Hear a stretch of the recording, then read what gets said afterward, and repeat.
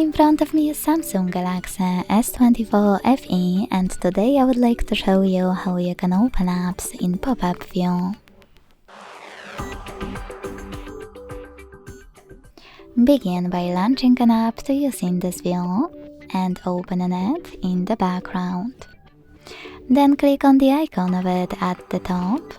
Select Open in pop-up view, and as you can see now, I can use my app in this little window.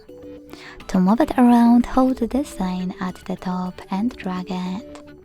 To scale it, hold one of its corners and drag it as well. If you want to turn your window into a bubble, click on Home button. Then access it by clicking on the bubble.